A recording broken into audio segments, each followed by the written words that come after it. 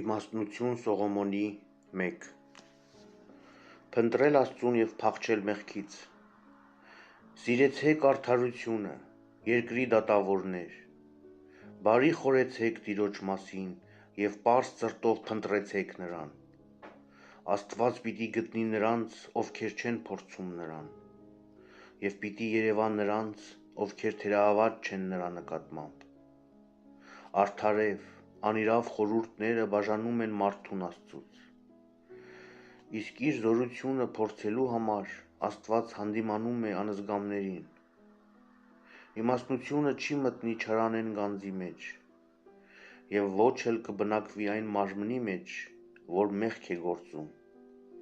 Իմաստուն և անբիծ հոգին փախչում է նենգությունից ու մերժում անմիտների խորհուրդները, և երբ անիրավություն է վրա հասնում, հանդիմանում է այն։ Իմաստուն և մարդասեր հոգին չի արդարացնում նրան,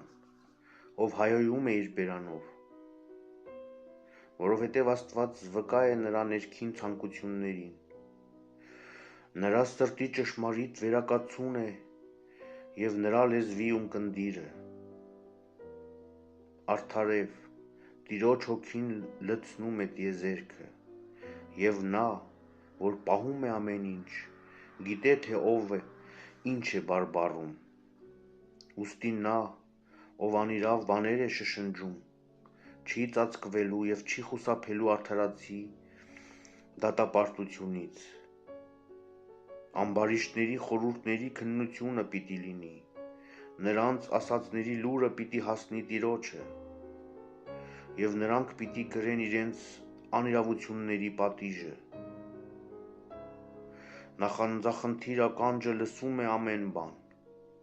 և քրթմնջյունն ու շշնջյունն անգամ չեն մնա ծածուկ։ Ուստի այսուհետև զգույշ եղեք անօգուտ քրթմնջյունից և բամբասանքներից խնայեցեք ձեր լեզուն, որովհետև գաղտնի շշնջյունը զուր չի անցնի, և ստախոս բերանը կսպանի հոգին։ Ձեր կյանքի մոլորությամբ ձեզ մահ մի ցանկացեք, և մի սպանեք ձեր անձերը ձեր իսկ ձեռքերի գործերով։ Արդարև, Աստված մահ չի ստեղծել,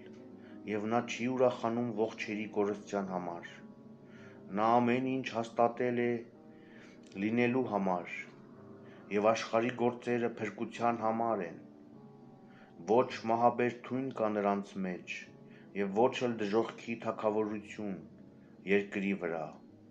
որովհետև արդարությունը անմահ է, իսկ ամբարիշտները ձեռքով ու խոսքով իրենց մոտ կանչեցին մահը։ Նրան իրենց բարեկամ համարեցին,